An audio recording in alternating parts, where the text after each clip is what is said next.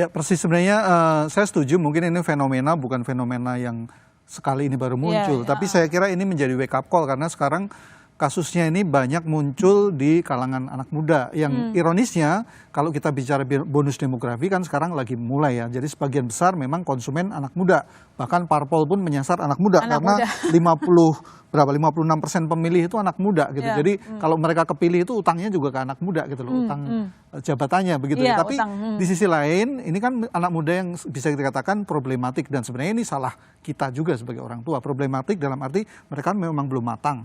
Tapi mereka juga diharapkan dengan kemudahan-kemudahan begitu ya, kemudahan-kemudahan tadi aplikasi dan sebagainya. Di sisi lain memang itu tadi kapasitas keuangan itu belum cukup. Nah, kata kuncinya di sini, bonus demografi hanya akan menjadi bonus demografi kalau anak muda itu punya kapasitas keuangan yang cukup. Kapasitas itu mengandaikan pekerjaan yang layak. Jadi ini juga PR bersama untuk menciptakan pekerjaan yang layak gitu ya. Yang kedua kapasitas keuangan. Kapasitas kalau kita bicara investasi sekarang kan bicara investasi harus sumber daya manusia, people investment.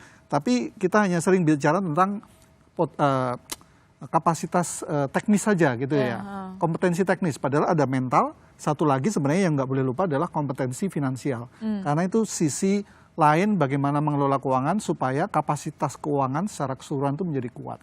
Nah ini yang kembali tadi semua kita sepakat ya, mungkin harus dimulai dari keluarga tapi juga pendidikan sekolah dan OJK itu sebagai otoritas yang memayungi semua menjadi tanggung jawab besar dan saya kira harus sistematis gitu, harus sistematis. Tadi kalau cerita di Jepang bagaimana itu bisa diadopsi, misalnya diwajibkan di perusahaan untuk menerapkan itu, lalu diukur bersama itu dalam arti kalau memang survei literasi ya harus dalam surveinya bukan hanya di permukaan tapi sampai di survei segmen anak muda.